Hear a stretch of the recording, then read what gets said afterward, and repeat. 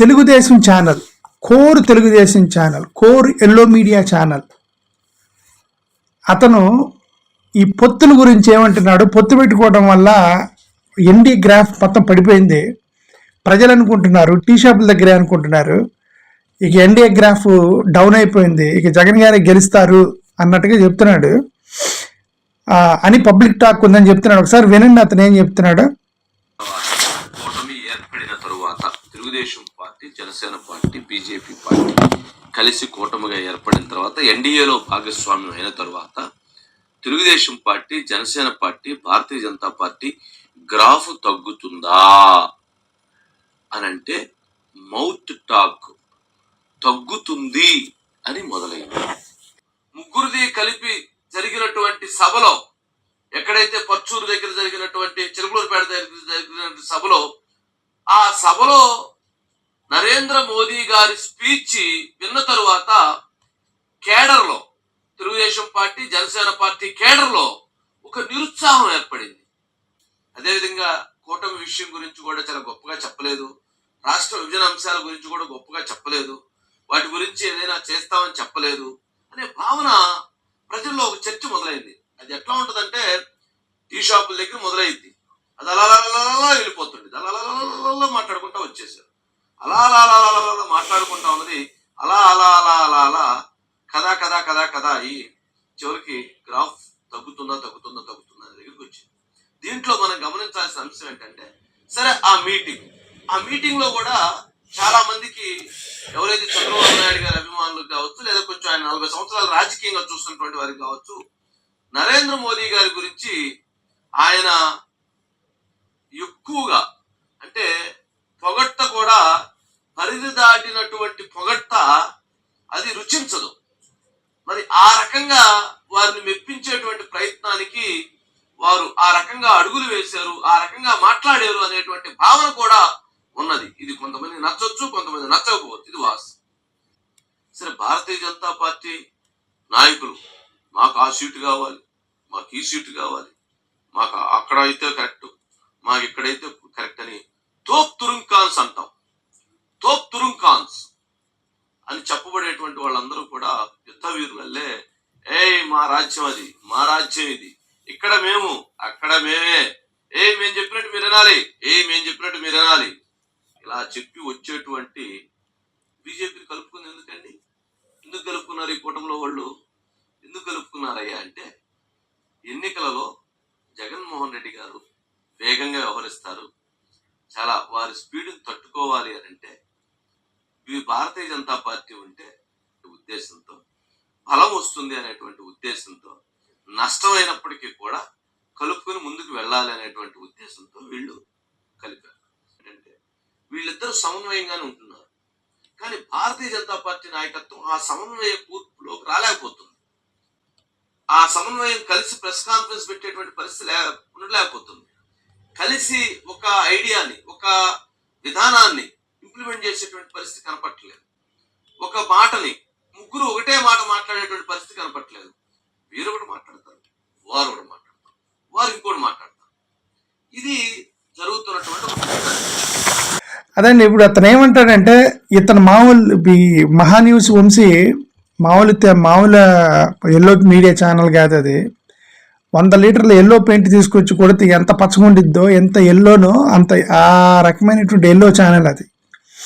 చంద్రబాబు నాయుడు గారిని ఏకపక్షంగా ఒక తెలుగుదేశం కార్యకర్తగా పనిచేసేటువంటి ఛానలే ఈ మహా న్యూస్ వంశీ. ఓకే, అతనే చెప్తున్నాడు, 4 విషయాలు చెప్పాడు ఇతనే.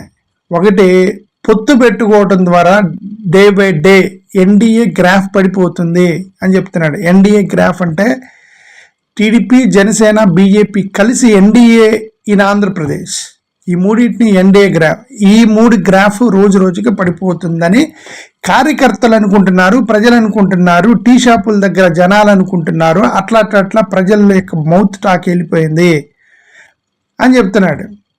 రెండోది, చంద్రబాబు నాయుడు గారు ఆ చిలకలూరుపేటలో జరిగిన మీటింగ్లో చంద్రబాబు నాయుడు గారు మోడీ గారి మీద ఆ విధంగా పొగడటం అనేది ఆ తెలుగుదేశం కార్యకర్తలకి కడుపులో మండిపోయిందని చెప్తున్నాడు.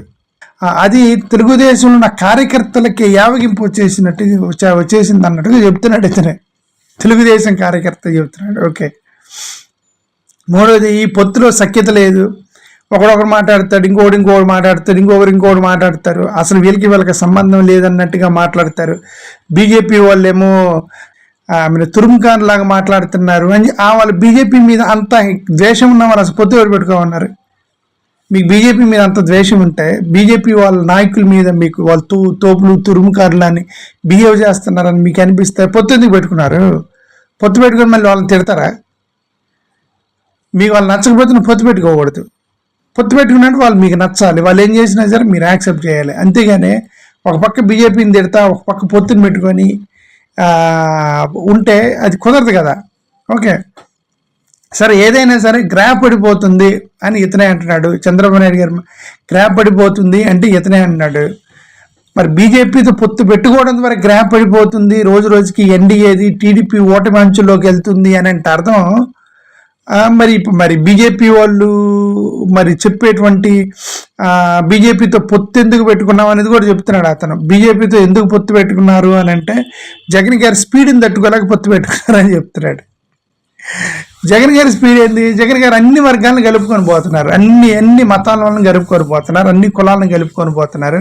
కనీసం బీజేపీతో పొత్తు పెట్టుకుంటే ఏమన్నా కనీసం కొన్ని హిందూ ఓట్లు వస్తాయా, యాడ్ అవుతాయేమని చెప్పి పెట్టారు. దానికి కూడా జగన్ గారు గండి కొట్టారు. జగన్ గారు ఏం చేశారు? దానికి జగన్ గారు ఏం చేశారు? ఆయన ప్రసంగాల్లో భీమిలి నుంచి మొదలెట్టారు. నేను శ్రీ అర్జునుడిని, మీరు శ్రీకృష్ణుడు, ప్రజల్ని మీరు శ్రీకృష్ణుడు అన్నారు. ప్రజలు శ్రీకృష్ణుడు అంటే అంతకన్నా భాగ్యం ఏంటి?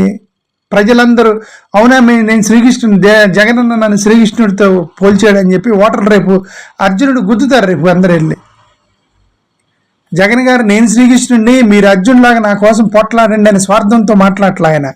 నేనే అర్జునుడిని, నేనే యుద్ధం చేస్తాను, మీరు శ్రీకృష్ణుడు లాంటి వాళ్ళు, మీరు నాకు ఆశీర్వదించండి అని ప్రజలను అడుగుతున్నాడు కదా.